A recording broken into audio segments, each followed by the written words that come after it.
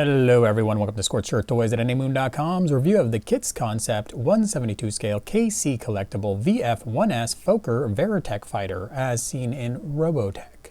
Want to call it the Valkyrie from STF Macross? Go ahead. KitzConcept went ahead and put both the Robotech and Macross labels on the box, so why not? This toy was released in December 2018 in very limited quantities and then made much more widely available in January 2019. If you're shopping for one, click the link in the comments below to head on over to Big Bad Toy Store. Search for Robotech, find what you're looking for, get what you want, while simultaneously helping me to be able to keep making great videos for you. My toy came to me in a monochromatic shipper box with nice art of the Batloid mode toy that even wrapped around the bottom of the box. Inside that was the retail packaging adorned with commissioned artwork on one side and a window with pictures of the toy and features listed on the other. Inside the box you'll find the toy packaged in Batloid mode as well as a gun, 4 clusters of TV style missiles, the heat shield, I assume not installed to keep it safe during shipping, 2 intake fan covers, 3 pairs of fixed post hands, that's fists, a saluting and loose grip, a gun grip and open palm hand. There are 2 side cavity fillers and a neck cavity filler. In a second tray, you'll find a display stand consisting of a base and an arm, as well as 5 LR626 batteries. Behind everything, you'll find a bag that also contains instructions, and you can find a full scan of those instructions up on anymoon.com. And I think you'll like the format I put them in more than what KitzConcept did. At 1/72 scale, this toy stands a little over 18.5 centimeters tall, which is smaller than most VF-1 toys. Metal content is mostly limited to the feet. At 162 grams, the toy is lighter than the 190 grams of an Arcadia, but heavier than a High Metal's measly 72 grams. Given the price disparity, it's unfair to compare the KitzConcept toy to a Yamato V2, but let's do it anyway. We'll make them the same size to highlight the differences. In many ways, this toy is a shrunken Yamato, so it's not surprising it suffers the same issue with the back of the nose cone sticking too high in the collar area. Whereas the Yamato backpack doesn't come up as high as it should, the KitzConcept backpack is too high. While the KitzConcept chest looks beefier, some might not like the exaggerated inlets along the bottom. The 1S head is hard to nail, but KitzConcept did a good job in both look and size. These are both very good renditions of the mode, but the KitzConcept toy takes the paint applications to an extreme. It may be too much for some, but I adore it, right down to the subtle VF written above the feet. Unfortunately, my Jolly Roger on the chest isn't dead center, so that was a bummer. To begin, you're going to want to install your heat shield. So what you're going to do is just take the chest. It's not really pegged into position very securely, so it's pretty easy just to push it up a little bit and then slide it open like so. You can push the head back if you think it's getting in the way. And that will expose the grooves on either side of the chest. So then you just take your heat shield and you're going to slide one peg in on one side. So I'll get that far one going. And then once you do that, you're going to pinch and get that other side in, and you want to just double check, make sure you're in the groove and not some gap in between. And then once you've done that, just push the heat shield back down or push the whole chest back down. And there you go, you've got your heat shield installed. Now you also get these intake fan covers. So to install those, you just plop them right in. There's a little gap that's left at the top to make them easier to remove as you go to Guardian or Fighter modes. While the heat shield and intake fan covers are mandatory, or seemingly so, the side cavity fillers are definitely optional. So here you can see what it's doing on the side here. It's plugging in that gap. And then on the other side, you can see you have that visible hollowness. You can also see the chest isn't really locking into position. So something to be aware of, although it's not as bad as it might seem as I poke it. So to install your side cavity filler, what you're going to want to do is pop the legs off the nose cone, and they connect just like a Bandai High Metal, where they've got these little rubber nubs that get received by those holes on either side. And then we're just going to tilt the toy back a little bit, take our cover, and it's got a little notched end to it that slides in right into that spot right there, and then it's got a little hook on top which hooks into the arm slider. So what we can do, I think it's best to start focusing on the bottom first, and it's going to be a little tricky for me because I got camera in my face, but we'll get that bottom started here, and there it goes. And then that top section we'll just peg right in, and then we just fold it over, and you can see it's secure enough where the other side stayed in position while I was focusing on that side. And then I'm just gonna re-peg in those hips, and now I've got my side cavity fillers installed on either side. And now the top has a cavity filler as well. Now, one thing to point out, you can see kind of scuff marks on my tail fins where they're rubbing up against these nubs. So a little durability issue there that's not uncommon among VF1 toys. Here is the cavity filler. I'm just gonna slide the head forward, and you just press this in, and it fits in incredibly snugly. So when you're ready to remove it, you're gonna pop this back and then pull up from below. But then we can push the head down, and now we have cavity fillers back and on the side.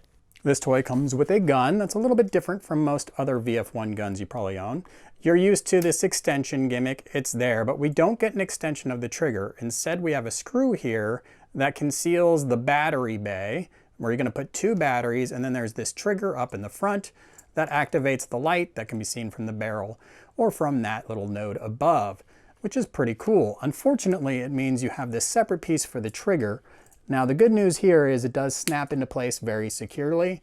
The bad news is to remove it, it kind of feels like you split the gun apart, but everything seems to be working out just fine. It doesn't look like a durability issue yet. Now, we do have this gun strap, which also kind of cool, just plugs right in instead of having little rings to negotiate that are difficult, as you've seen on some of the bigger toys. So this just goes in front and back, and it's nice and snug and fits solidly. The toy has integrated articulated hands. They're a little weird in their proportion. You've got this really long trigger finger, and then you've got the 3 separate fingers behind and the thumb. And what we could do to put the gun in, there's a peg right in the middle of the hand, a slot in the trigger area, and it all does fit together very well. I've got the finger a little low there, but there you go. So this fits on super secure and solid. The gun's grip isn't drooping, the gun's hand isn't drooping, everything very nice and tight. Now, again, the hand itself, a little small, a little creepy proportion, looks kind of like skeleton hands.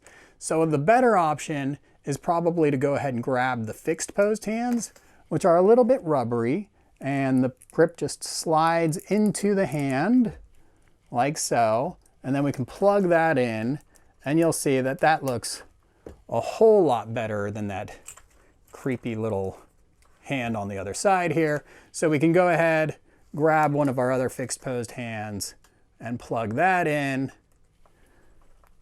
and that's a tight fit. That is a very tight fit. And there you go. So there you are, much better hands, nice looking gun. The only bummer is that whole removable trigger.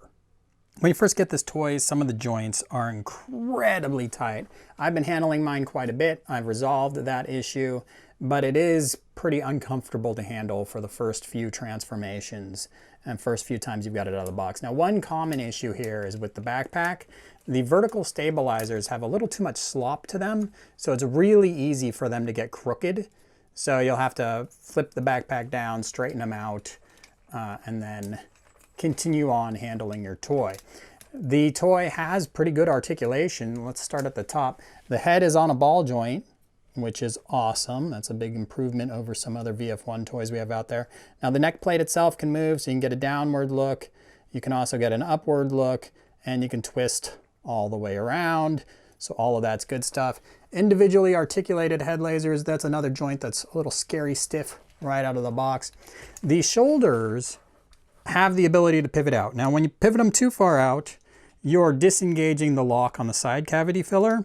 But when they are in like this, the side cavity filler combined with this chest piece really lock that shoulder flap into place, which is a good thing because that's really thin plastic. And if you're not using the side cavity filler, and especially if you bring the arm out a little bit like this, you'll see some twisting at that hinge, which is obviously not ideal, but you do have clearance enough to spin this all the way around, which is good. You can come out. Now this is a ball joint and you can pop the arm off, so be aware that that can happen. There is a twist at the bicep. Elbow articulation is fantastic. That's good. You've already seen that the hands, there was articulated integrated hands. I've got them off the toy at this point. So that's good. Moving down, we have the hips, which flare out, and they're ball joints, so they can rock in and rock out, which is all good. You have your gear walk joint. You also have the ability to come back, but you're gonna have to open up the wings to do that. And then obviously the full range of motion when you do that. Now the feet being metal does mean the foot's gonna wanna swing down on you, but that's pretty obvious. Now these things are tight enough, but you'd still feel it. So there's a twist at the knee. There is, you can hear that ratcheted knee joint. And then you have an extension at the knee, which is pretty small, but it gets you a little bit further range of motion. So you can get 90 degree with the knee extension engaged. And then you have your foot, which goes forward and back. You could hear nice ratcheted metal there, and you can recess it to kind of lock it into place. There isn't a lot of back and forth, so that's going to be a limitation there. But overall, you're looking at slightly better articulation than a Yamato V2 toy, which is pretty impressive given the smaller size. While I was pretty keen on the toy in Batloid mode, Guardian mode is a bit of a disaster for several reasons. First, the backpack not tucking in really tight kind of makes it look like it's floating on you. Second, the wings run into the shoulders. And you could, if you try really hard, you can bring the shoulder down just low enough to get the wing to come on top of it. But doing so is going to eliminate all of your arm articulations. You can come in a little bit and you can play at the elbow, but that's all you can do. So that is obviously pretty awkward. Another thing you can do, of course, is point the arm forward and then bring the wing over.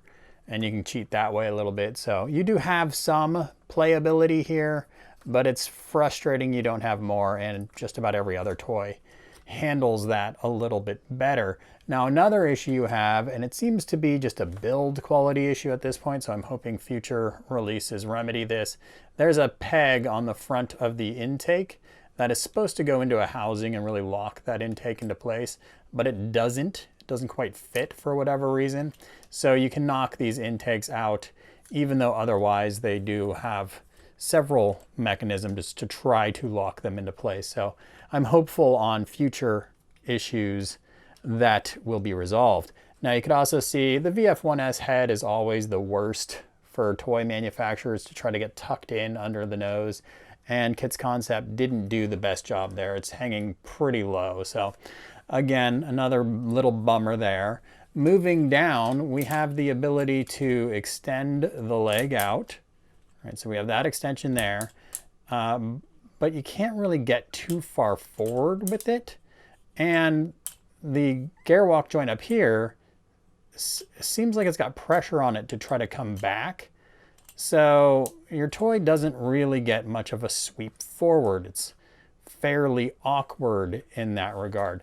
Now you do have the twist at the knee, and if you twist way out, that's going to help you to try to get something a little more angular like that, which isn't awful. It's just a little uncomfortable in how it works. It doesn't feel right. So it feels like they've got a little issue. Again, it seems like just a fit issue with both the knee joint and maybe the gear walk joint as well. So while it looks decent in the mode, it doesn't handle particularly well, and it doesn't have the best playability due to that shoulder issue. Something you may have noticed in that last clip is that I have a hard point that has fallen off. Here is said hard point. I can just push it back in if I want to. It won't stay there very well. And the genesis of that issue is the included missiles, which, by the way, kind of a brilliant white compared to the off-white of the toy, so they're not the best match. But they feature the same twist-on mechanism that we saw Yamato employ, where you push it on at an angle, and then you put it on like so. And then what that allows us, as we change the angle of the wing, we can change the angle of the missiles without them falling off. Unfortunately, these missiles fit on the hard point so extremely tight that even just the act of twisting them back to try to get them off might pry the hard point off. And if not, certainly when you go to roll the missile out of this lock, it's very likely at least one of your hard points is going to come off at this point. So I'm really optimistic that, again, like the peg at the front of the intake, this is just a fit issue that KitzConcept will hopefully resolve by the time they get to future releases. But for now, if you're buying one of these first runs, I would say use extreme caution with the missiles. You might want to file them a little bit first so they don't attach so tight, or just don't use the missiles at all. Otherwise, you're probably looking at a breakage like this. The paint job is phenomenal, including and right up to that pilot name right on the canopy there. The canopy, of course, opens, and you can then remove the pilot figure, which is a nicely detailed and sculpted pilot. And inside the cockpit, you can see red dots along the sides, a nicely painted pilot seat. Overall, just really good detail work. Especially, again, considering the size of this toy. Now, another fit issue rears its ugly head here. The canopy glass on my toy does not seat as tightly as it should. There's a little tooth on either side, and it's supposed to really come down a little more flush than it does. And because of that, when I hold my toy upside down and handle it, the glass can pop open and the pilot figure can fall out. So that's obviously not ideal. Now, we do have a articulated tow bar on the front landing gear, and we also have that ability to close. It's all integrated, and it's got the nice 3-door mechanism there. So that's all good, just like you would see on a larger toy. Same thing moving to the rear. We have this landing gear. Not a great detail work on that landing gear, not a great size, but I'll get to that in just a moment. But we have the 3 doors again, including a sort of translucent piece up at the front there. So that's all good. And then moving to the front again, we have the ability to remove the nose cone sheath. So this is a little weird, but we can pull that off. And then you get painted detail within the nose cone, which just seems incredibly excessive. And then flipping the toy over, you can see there's the screw that you would unscrew to get to the battery bay. Now my toy, the front of the battery bay, and there you can see the pilot coming free, where the connector for the batteries, it's just too large, so I can't get all 3 batteries in there. But here's the switch to turn on the effect. And since I don't have 3 batteries in, it's pretty dim on mine, but you can see that blue light in there. And if I put this back on, there is also a red light that should be shining through here. But again, it's going to be pretty dim on mine since I only have 2 of the 3 batteries in use. Well, I think the light up gimmicks are really cool. They're a little problematic in their implementation. I think if I want to turn off this cockpit light, I should be able to either press these little fins or press a little bump here, maybe the veneer thruster, something to turn that light off.